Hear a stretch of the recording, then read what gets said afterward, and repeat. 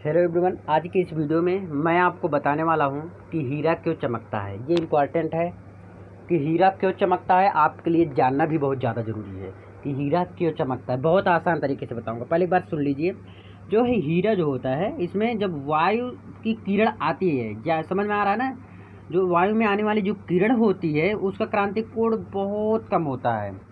जिससे कि आप सबको पता होगा, अगर जब वायु में किरण आती है तो उसका क्या होगा, क्रांतिक कोण बहुत कम होता है। वो कितना हो जाता है, 24 अंश होता है। इतना कम हो जाता है कि 24 अंश हो जाता है। जो हीरे में क्या होता है, प्रकाश आता है, प्रकाश की किरण जो आती है, और तब बाहर की जो किसी कटे हुए हीरे में प्रवेश करता है। जब हीरे में वह प्रवेश करेगा, जो वह किरण जब प्रवेश करेगा तो अभी बार बार पूर्ण परावर्तित होता है। उसी के भीतर क्या होता रहता है, बार बार पूर्ण परावर्तित होता रहता है। और इसी तल को आपतन कोण 24 अंश से कम हो जाता है।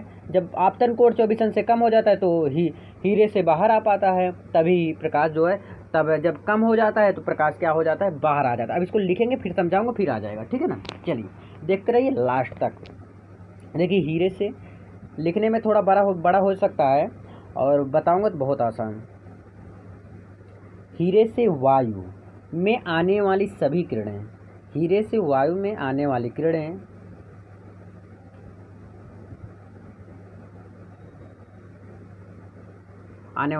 का क्रांतिक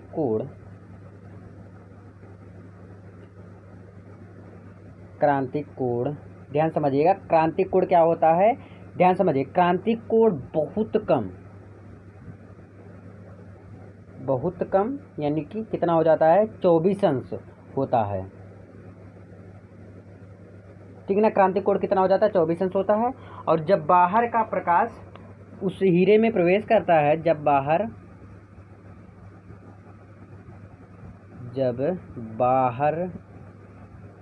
का प्रकाश कटे हुए हीरे में प्रवेश करता है,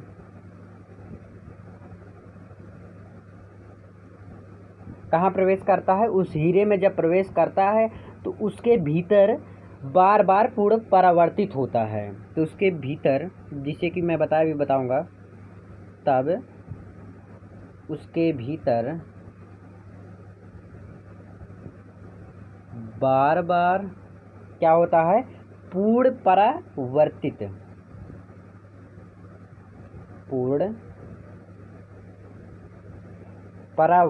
होता है।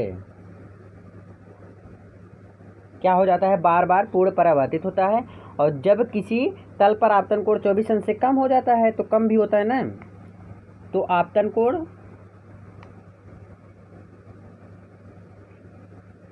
कोण कितना था, 24 अंश था।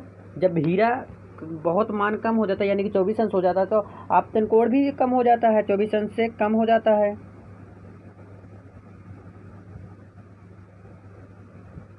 जब कम हो जाएगा तो हीरा जो है, हीरे से प्रकाश बाहर आ जाता, तब प्रकाश हीरे से बाहर आ जाता है।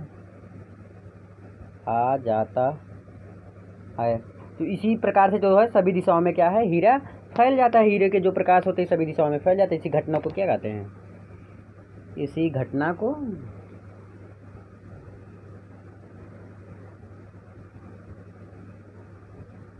हीरा का चमकना कहते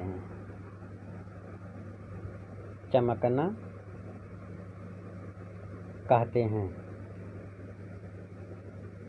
अब ध्यान दीजिएगा, इसे हीरा क्यों चमकता है, फिर से बता रहा हूँ। जैसे हीरे में कोई प्रकाश की किरण आता है, ध्यान समझिएगा।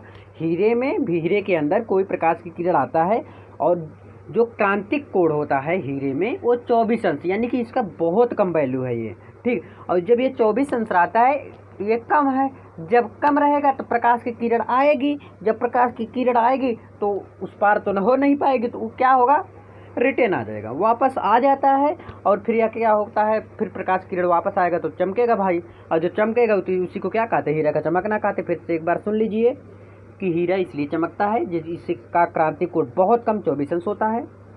और जब हीरे में प्रकाश प्रवेश करता है तब उसके भीतर बार बार पूर्ण परावर्तित होता है, मतलब उसी के अंदर घूमता रहता, नाचता रहता है। जैसे अभी चक्की है ना, तो उसमें गेहूँ बड़े बार बार नाचता रहता है, या सरसों लेकर जाओ उसमें नाचता रहता, थोड़ा थोड़ा गिरता रहता है ना, वैसे उसमें क्या होता है, बार बार प्रकाश किरण अंदर ही घुल मुल करता रहता है, तो वो आपतन कोण 24 अंश से कम हो जाता है। जब हीरा को क्रांति कोण 24 अंश से कम था तो ये भी हो गया कम, तो इसीलिए बाहर वो चला आता है, और इसी को क्या कहते हैं, हीरा का चमकना कहते हैं। तो बस मैं क्लास 10th और 12th की ज़बरदस्त तैयारी करा रहा हूँ। यदि चैनल पर फर्स्ट है ज़रूर सब्सक्राइब कर लें और शेयर ज़रूर करें। बहुत बहुत धन्यवाद। मिलते हैं नेक्स्ट वीडियो में एक नए टॉपिक के साथ।